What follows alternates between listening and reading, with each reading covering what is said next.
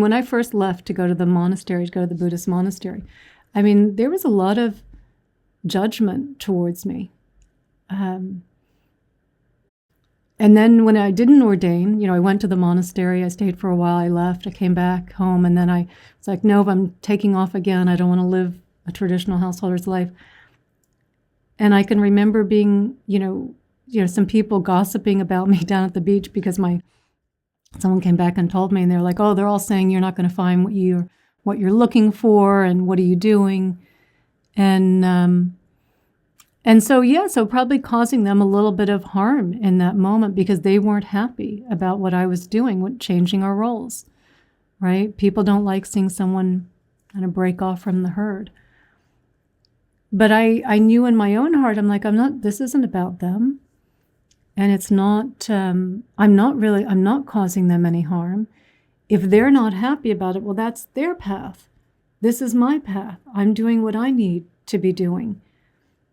And you do just have to own that. Like, not everyone's going to be happy about what you're doing. As long as it really isn't causing them any harm, then you have to be okay in yourself to have the courage to follow, to be true to yourself. If you do not want to be living a life for everyone else, you want to be living a life true to yourself. So I would suggest, Whitney, this is more about how you're internalizing this, more than about them, about you being okay with it. Yeah, some people are going to judge us. They're going to make it about them. You left me. You're not doing this anymore. You're not living your life for other people. If something is speaking to you that you want to pursue more, and it means certain relationships, you're not as close with those relationships anymore, hold those people in your heart. Do Tonglen so that you don't start judging them in return. You don't want to create any resistance anywhere around this. But the more that you can hold them in your heart, understand their fears of losing you, their fear of, because maybe they're not really losing you, but they have a fear of it.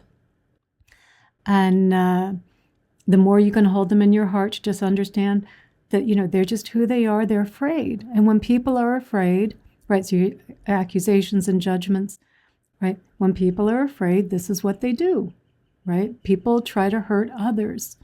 When we're hurting, we try to hurt others. You're going away from me. I'm going to try and hurt you now. I'm going to judge you and accuse you of things. So it's very, it's very much a reflection of what's going on with them. And then for you to understand that, okay, this is part of their path, because maybe there's something for them to learn here. Not that we set it up that way, but we understand that possibly they could learn something from this.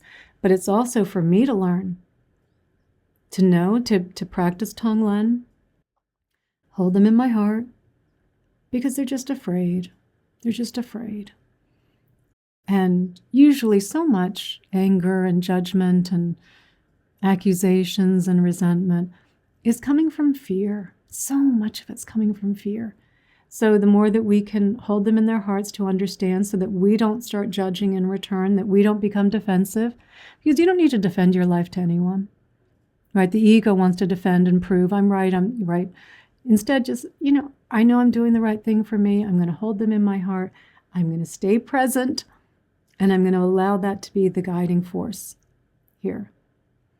And that's how we live an authentic life. Not by judging others for judging us, because there's no authenticity in that. There's no freedom in that. It's being able to live our life, and still people will judge us. There's not much we can do about that. People will judge us. Right? But what we can do is not to judge them back. Yeah, and you tell yourself those things every day, great. Pray for them every day, great. And hopefully some validation today, yeah. Hopefully some validation on that.